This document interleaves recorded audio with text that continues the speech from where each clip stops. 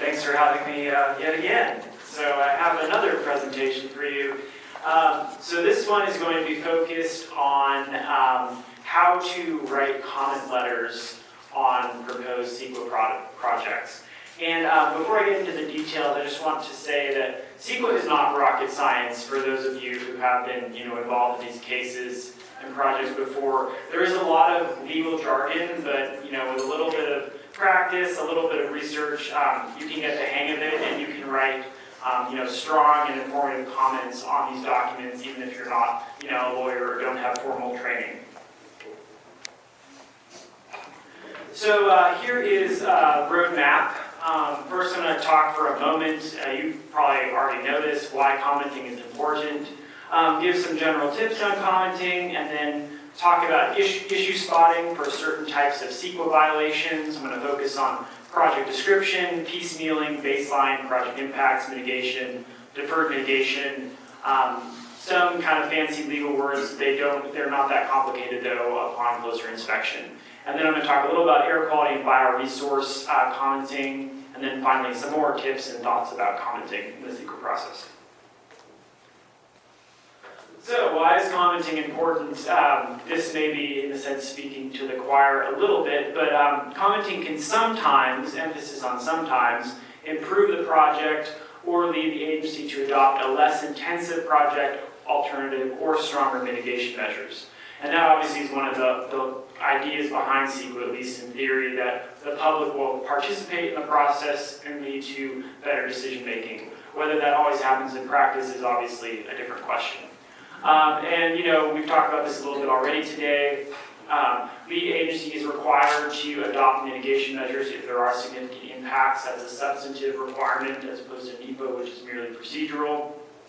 The other reason that commenting is important is this wonky term called exhaustion of administrative remedies. It's basically just a legal way of saying if you don't raise the issue before the agency, you can't raise it later in a lawsuit. So somebody has to raise that exact issue before the agency, comment on the EIR and say, hey, your analysis about the water quality section is deficient for these reasons. You can't say later to the court, you can't bring it up later unless you brought it up before the agency, before decision making. And that's why commenting can be so critical, because a lawyer can't take a case later unless the comment was raised before the agency. And then the last thing I have on here is that if an agency is initially saying, oh, this can be approved via a negative declaration, we don't have to do an EIR. If you submit comments showing that, hey, actually this project is going to have a significant impact, then that might compel them to prepare an EIR and actually take a close look at the impacts of the project and propose mitigation. So just a couple general tips before I get more into the weeds. One of the best things you can do, a lot of commenting on Ceqa documents is just an exercise in critical reading. Make the agency show its work, look for conclusory statements in the document.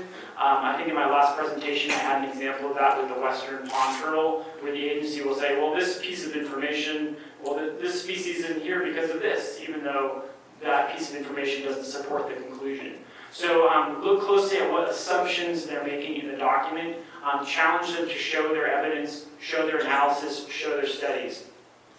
Identify inconsistencies. You'd be surprised how often the EIR will say A is true at one point, and then later on say A is not true.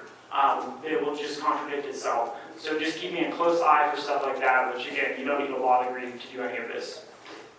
And then just obvious, just basic, writing tips such as, organize your comments based upon the section of the EIR so it's easy for them to respond to them. Say this is my comments on the air quality section, for example, and then kind of go into detail. And I think Tim talked about this briefly earlier, but one of the kind of themes in Ceqa is this idea of substantial evidence. And this goes back to what I said a moment ago. Substantial evidence includes fact, reasonable assumption predicated upon fact, or expert opinion supported by fact. I.e., you have to have real evidence the agency has in order to back up its conclusions, as opposed to substantial evidence is not argument, speculation, unsubstantiated opinion or narrative, evidence that is clearly inaccurate or erroneous, etc. And so that's kind of like the guiding legal definition of how you have to prove your points in an EIR, but also as a citizen challenging some of the ideas that might be in an EIR. And this was also discussed a little bit earlier, so I'll be really quick on this.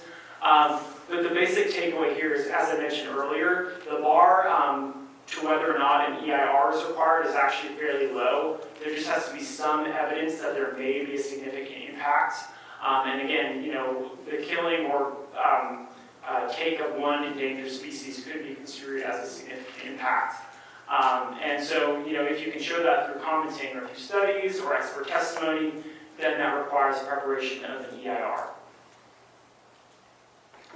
And quite importantly, recent case law has confirmed that in order to establish that an impact is significant, you don't necessarily need expert testimony or expert analysis or studies. Even first-hand personal experience of a layperson can qualify as evidence of significant impact. For example, use a commenter saying, hey, this project will cause noise levels to increase dramatically based upon my experience of similar projects in the area or whatnot. That could be enough to prepare an EIR. Again, it's a fairly low standard. But obviously, scientific studies or expert analysis are preferable if you can leverage that. So now I'm going to go into a little more detail about the idea I mentioned earlier, issue spotting, spotting potential problems with the analysis in a Ceqa document, and then how you can comment on them. So the first thing you want to look at, and this was touched on a little bit earlier, is the project description. I have a quote there from kind of a classic Ceqa appellate opinion. An EIR is, an accurate, stable, and finite project description is a sine qua non of an informative and legally sufficient EIR. And the reason this is important, defining the project description, it defines the scope of the analysis in the EIR and the scope of the impacts. If they define the project as something smaller than what's actually going to happen on the ground, then the lead agency can ignore the impacts of that broader project. And unfortunately, we see that fairly often, which is why zeroing in on the project description can be so important. And so on this next slide, and again, these slides will be available to you if you'd like, this is just kind of a collection of questions that I ask myself when I'm commenting on a Ceqa document, specifically on the project description section. Are there any inconsistencies between the project description? Is there a mismatch between the EIR's project description and the project as described in other portions of the EIR, or even in the development agreement? And then in larger projects, which we often have, where there's like different phases, where they're going to build like, X number of houses or whatnot, and then later build more. Like, how is that taken care of or described in the EIR? Does the EIR have like contingency plans or proposals if one section of the project is built, but future ones are not built, and how is that taken care of or described? So that's something to look at and kind of zero in on. Let's see. So project description and this idea of piecemealing are kind of two sides of the same coin, and this is just kind of relates to what I was just saying, but under Ceqa, one of the main issues we see is this idea of piecemealing or segmentation, where the EIR only analyzes part of the project instead of the entire project in order to avoid analysis and mitigation of impacts. So the California Supreme Court put together this test way back in 1988 in order for the public and decision makers to consider what is the scope of the project. And so I'm just going to read this out because it's pretty important. So it said that an EIR must include an analysis of the environmental effects of future expansion or other action if it is a reasonably foreseeable consequence of the initial project and the future expansion or action will be significant and that it will change the scope or nature of the initial project. So how does that play out on the ground? Well, one of the main ways this can play out is, does the project include analysis of infrastructure that is related to the project? For instance, if you have like a mining proposal or a housing development or whatnot, it could also require like water infrastructure, it could require new roads, highways, interchanges. Sometimes that is analyzed, sometimes it's not. And it's up to citizens and conservation groups to make sure that lead agencies are actually doing their job here. So yeah, here's just, again, some questions that when I'm commenting on EIRs, I ask myself. First one, does the EIR divide into two pieces and just say they're going to analyze the first piece? In that case, you have a fairly good evidence of piecemealing and you want to call that out. Again, does it just analyze, does it fail to analyze the infrastructure? And then kind of a sneaky way that sometimes happens is the infrastructure isn't even included in the project description. Instead, it's characterized as mitigation to reduce project impacts. For example, a housing development could have severe traffic impacts. And then way in the mitigation section where they say, well, we're going to expand this 2-lane road to a 4 or 6-lane road in order to deal with the traffic impacts and reduce them. But obviously, making a 2-lane road into a 6-lane road can have severe other impacts, and those aren't necessarily analyzed. So kind of keeping a close eye on that, raising those issues in comments. And then related to that, sometimes a project will approve new zoning but fail to analyze impacts of buildings being built consistent with that zoning. And that's another potential example of piecemealing. So yeah, I think that's all for piecemealing I wanted to touch base on. And now kind of another major Ceqa topic to keep an eye out for in EIRs is the idea of baseline. And this has been alluded to a couple times. Baseline is just a fancy way of saying environmental conditions on the ground right now. So an EIR obviously must evaluate the potential environmental impacts as compared to existing environmental conditions. And as far as when it's supposed to occur, there's this the notice of preparation, which is one of the first steps of the Ceqa process. That generally establishes like the baseline year, and so the lead agency, at least in theory, is supposed to consider the conditions on the ground during that baseline year. So again, here are some of the questions I ask myself when I am commenting on Ceqa projects. And this first one is kind of an interesting issue. Does the EIR compare the project to existing conditions or hypothetical conditions? A neat little trick that agencies will play sometimes, which is illegal, but they do it anyway, is they won't compare the project to existing conditions on the ground. They'll say, well, the existing zoning here, or the existing land use says we can do this, and so that's the existing conditions. And they tend to conflate what is allowed under maybe the land use plan with what's actually on the ground there, which may just be like wild open space. So challenge the agency on that. The EIR needs to disclose the actual physical conditions, not some speculative or hypothetical thing that might occur sometime in the future. And then baseline, another big baseline issue, especially for wildlife issues, is surveys. When you have endangered or threatened species specifically, you're supposed to be conducting scientifically defensible surveys for those species in order to ascertain whether they are there, the physical conditions on the ground. And obviously, sometimes consultants will do a really poor job of this, depending upon the consulting firm. We've talked a little bit about that, but pushing the agency to actually conduct scientifically defensible surveys is very important. For some types of species, there are very specific survey procedures recommended by U.S. Fish and Wildlife Service, Cal Department of Fish and Wildlife. Those you can probably find online just by Googling the name of the species and protocol survey, and you might be able to find that, and then you can send that to the agency and say, did you do the survey consistent with these protocols? It can be kind of challenging and time-consuming, though, because often these surveys can be buried in appendices, very long, draft EIR documents. So, it's not for the faint of heart, but again, you don't need to be a lawyer in order to be able to do this type of advocacy. So I'm going to talk a little bit about another commenting area, general projects and impacts. I talked a little bit about this during my last talk, but basic idea is under Ceqa you're supposed to analyze project impacts. You're not supposed to just say, oh, those impacts are going to be significant or not significant, end of story. You're supposed to describe them in detail, and if you don't, then that's a Ceqa violation. And the other really important thing to watch for is agencies will often say, hey, we're going to require a study later about this impact. We're going to study it later, and that's going to be our mitigation. So that's illegal under Ceqa 99% of the time. So if you see an EIR that says we're going to study this later, then challenge them on that. You can, you'll have these slides, and you can just copy and paste from the case I have cited there that condemns that practice. So definitely keep an eye out for that when you're commenting and looking at these documents. Here, again, just some questions I asked myself.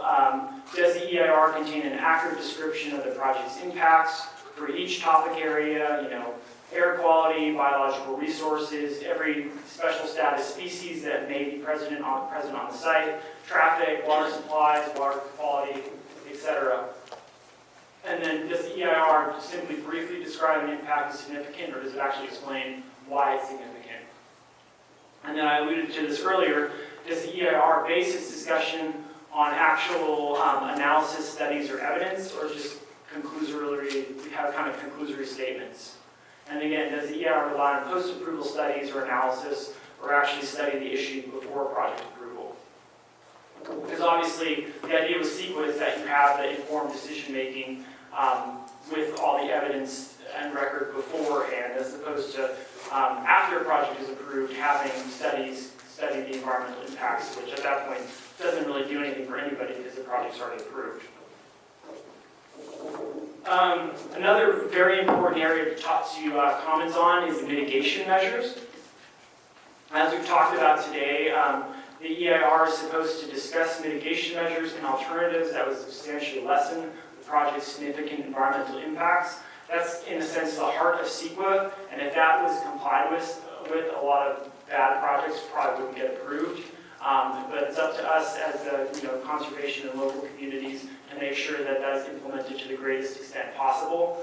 And so if the public proposes reasonable mitigation measures for a project that has significant impacts, then the agency has to either adopt those measures or provide evidence why they're infeasible. So challenge the agency in your comments to do that. Say, we have a better way of doing things for this impact, and challenge them to either adopt your measures or alternatives or show why it's not feasible. Because if they can't show why it's not feasible, then they shouldn't be approving it.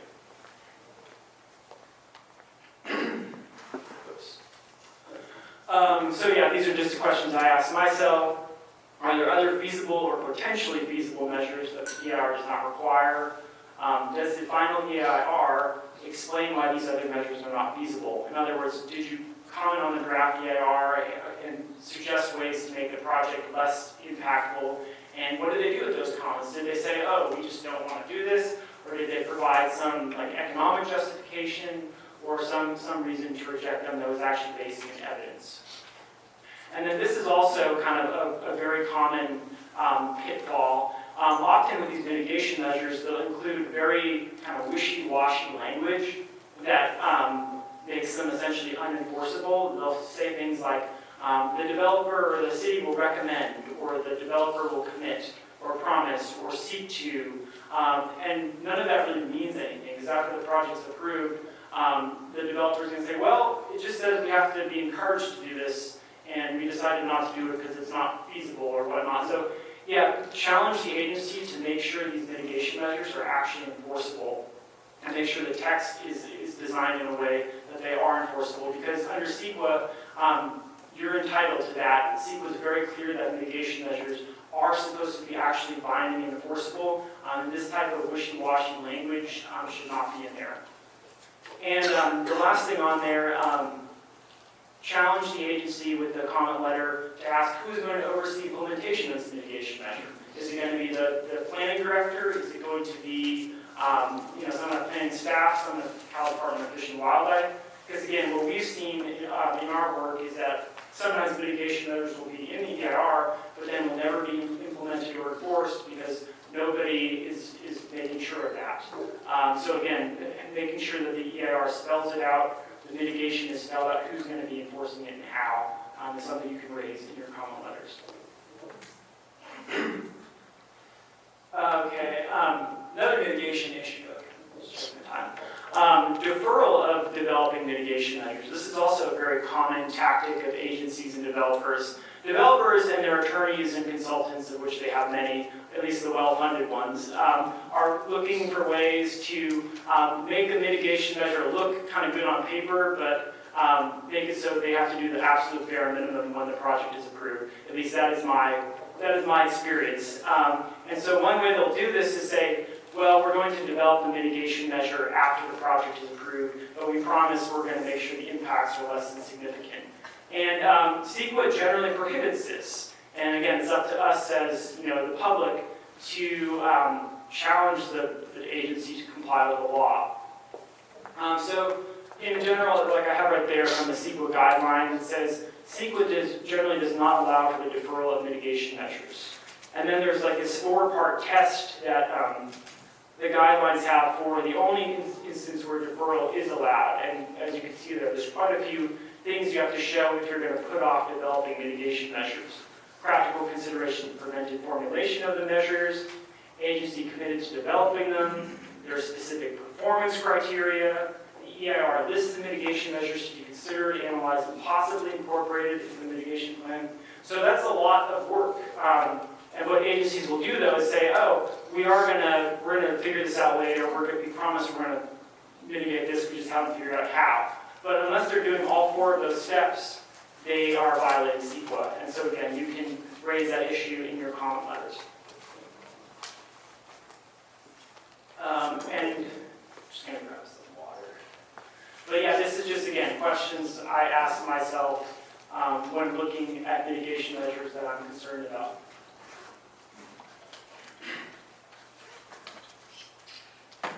So yeah, look for those deferred mitigation measures, then ask if they comply with all those things, and if they didn't, challenge them to adopt mitigation measures prior to project approval, like you're supposed to do in Ceqa anyway.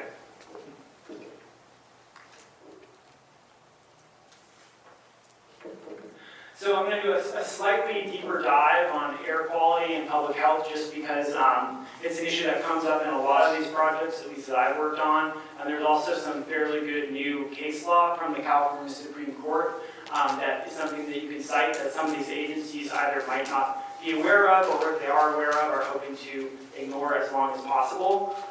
So the Sierra Club v. County of Fresno case from December 2018, the California Supreme Court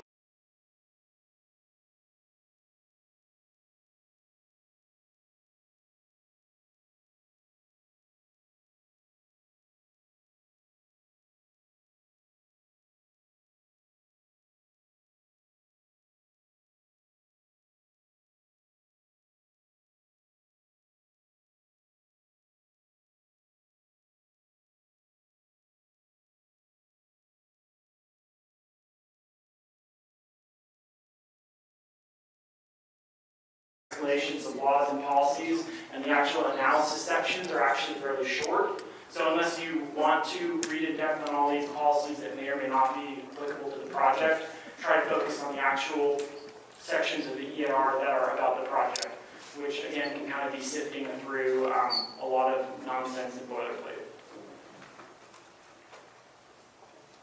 I think that was all for that one. Comment deadlines. Yeah, this obviously, I'm sure some of you have come up against and been frustrated with. I have for sure.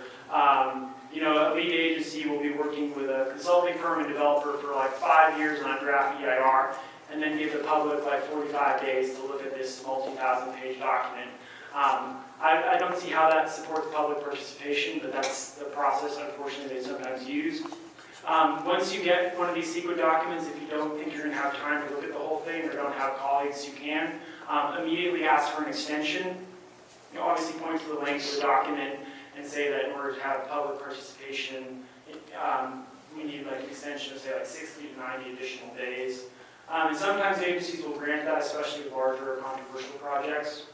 That'll at least give you more time to work with your colleagues, allies, community members to put together comments.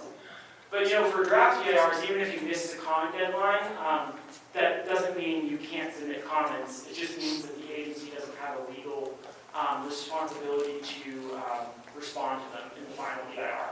So, even if you find out a project like a year after the draft EIR has been done, the comment deadline is expired, you can still submit detailed comments. and the agency can ignore them at their own peril, basically. So yeah, definitely submit comments early and often, definitely early. And obviously you can comment anytime up to and until project approval, but anything after project approval doesn't really matter to the agency because they've already made the decision, and of course not going to listen to it either.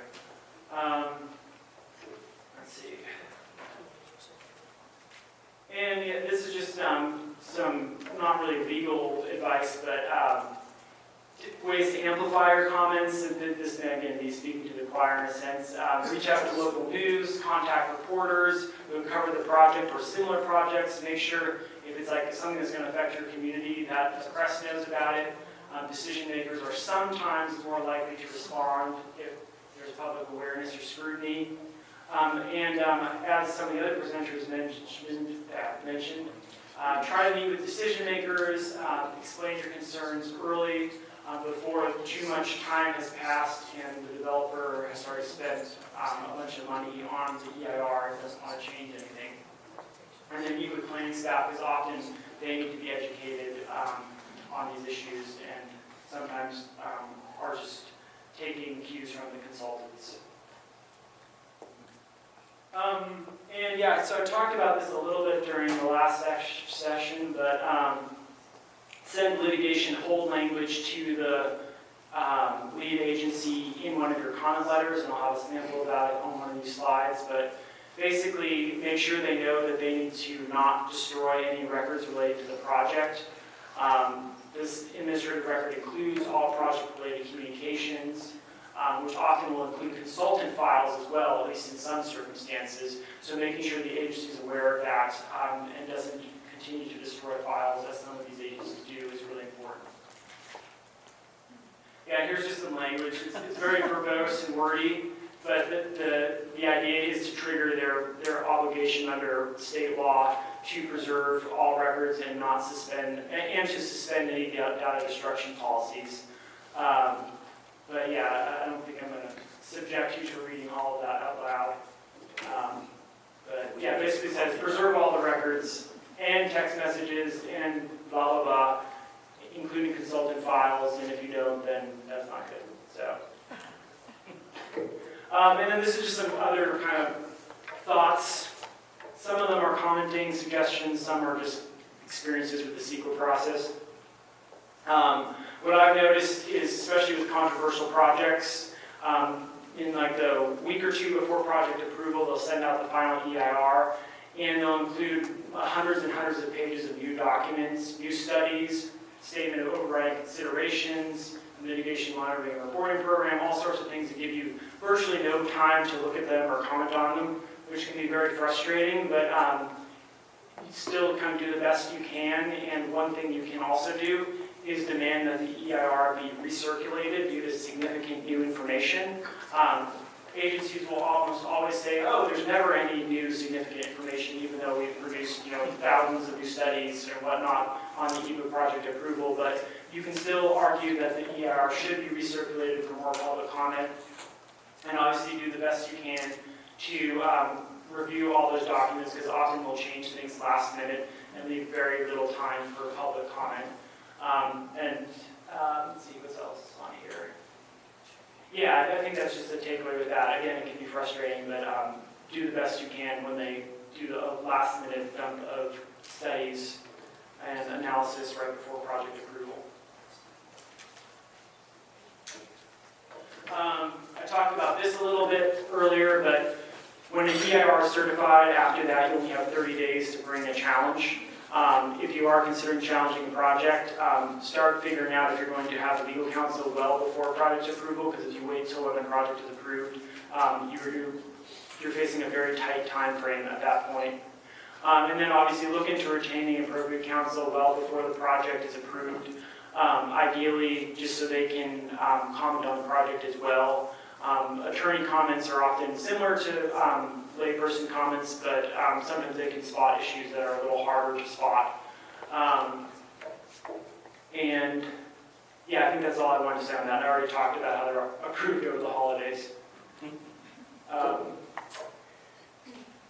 Exhaustion of administrative remedies, we talked a little bit about that, which is why it's so important to comment in the first place. Also, and I think this will be touched on in Tim's presentation later this afternoon, but make sure if there's an appeal procedure that you take advantage of it. Sometimes the appeal procedures will not be clear or are well publicized. But the problem is if you don't do the mandatory appeal after they've made their final decision, the court might just throw out your lawsuit for saying, oh, you didn't comply with the agency's appeal procedures, therefore I'm not going to hear your case. So you obviously want to be really careful that if there is some kind of appeal to the board or whatnot, that you go through that process, even if you think it's futile, even if you know that they're just going to rubber stamp the project they already approved. And then the last thing I have on here is consider submitting a California Public Records Act request for documents relating to the project. You could do that as soon as the project kind of comes onto your radar, and then submit like a follow-up request later on once more documents are produced. But if you actually get documents before the project is approved, it can be kind of a fertile ground for additional comments. Because sometimes there'll be stuff in there showing that the consultants initially maybe agreed with your position, but after pressure from the developer, they went the other way or whatnot. And that type of stuff is good to kind of put before the decision makers as early as possible, because often they don't even kind of get that deep into the weeds. And yeah, I think that was it. So yeah, thanks for listening, and good luck on commenting.